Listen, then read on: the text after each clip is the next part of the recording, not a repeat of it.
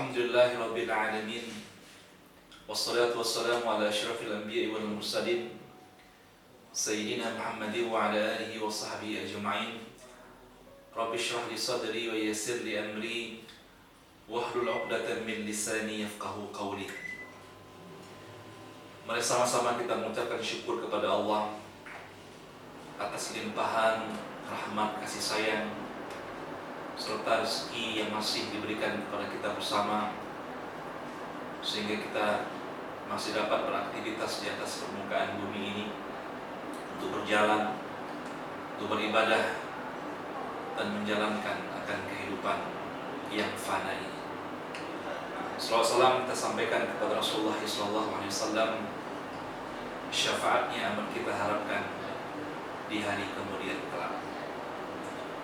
Tema kita hari ini terkait dengan salah satu sifat yang paling utama bagi seorang muslim, apalagi sifat ini berkaitan dengan persyaratan utama dalam mengerjakan sebuah ibadah, yaitu adalah ikhlas. Pertama sekali kita akan memberikan pemahaman terlebih dahulu ma ma'na al-ikhlas. Apa arti ikhlas? Sebagaimana Imam Al-Ghazali mengungkapkan tentang makna ikhlas itu adalah bahwa sesuatu itu dikatakan ikhlas apabila tidak bercampur dengan benda yang lain. Dia hanya berdiri sendiri, tidak ada campuran-campuran dari benda yang lain yang masuk ke dalamnya.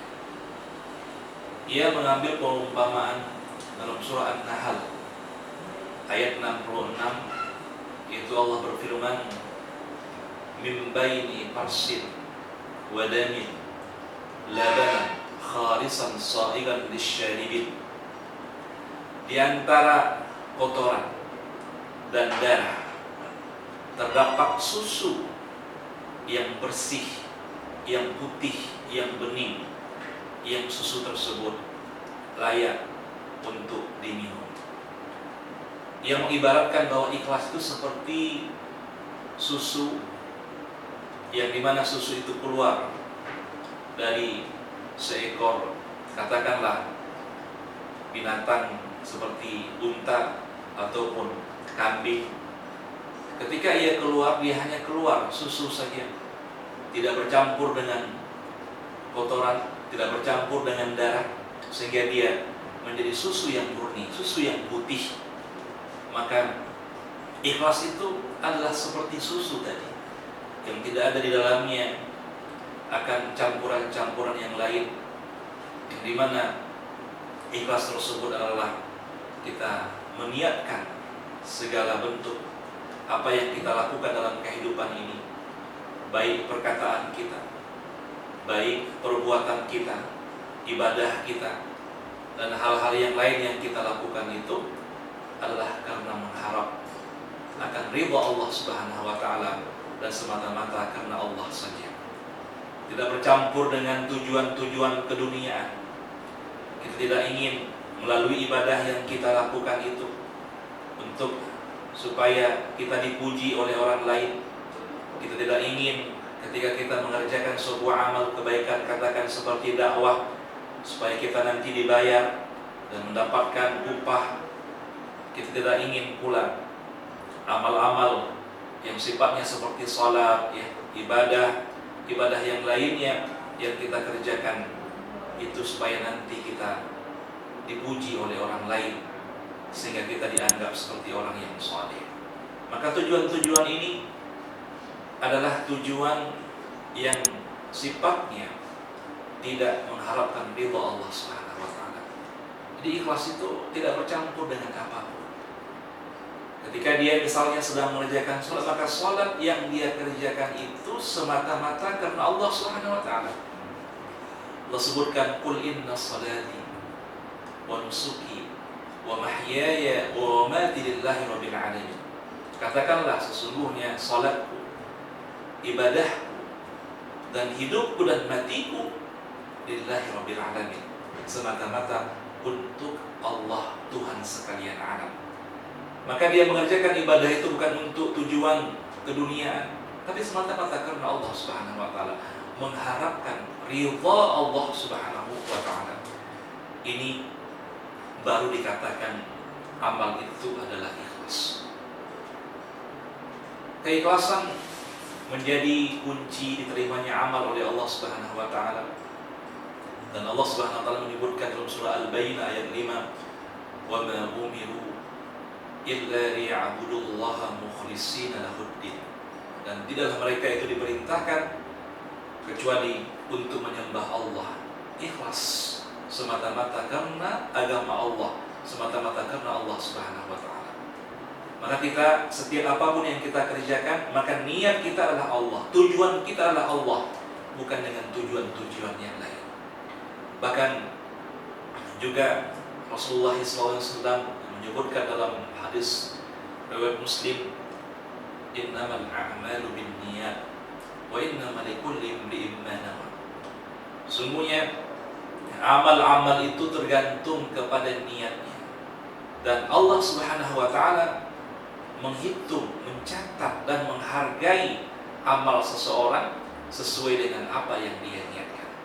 Kalau dia niatkan tulus karena Allah dan Rasul-Nya, maka Allah Subhanahu wa taala akan mencatat itu karena Allah dan Rasul.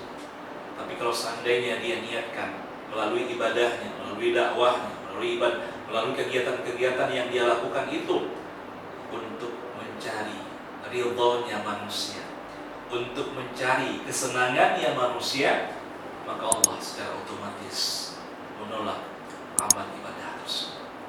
Maka sangat disayangkan, hadirin rahimakumullah, kalau seandainya kita berletih-letih dalam ibadah, kita berletih-letih dalam kegiatan dakwah, berletih-letih kita dalam melakukan amal-amal saleh yang lainnya, tapi tujuannya adalah untuk keduniaan, maka ini akan ditolak oleh Allah Subhanahu wa taala, dan kita menjadi orang-orang yang merugi kelak pada hari kemudian, yang Allah nampakkan semua amal-amal kita nanti akan disaring oleh Allah Subhanahu wa taala, dan saringan terakhir itu adalah ternyata Allah menyaring apakah amal yang kita kerjakan itu ikhlas karena Allah atau karena mengharapkan yang lainnya.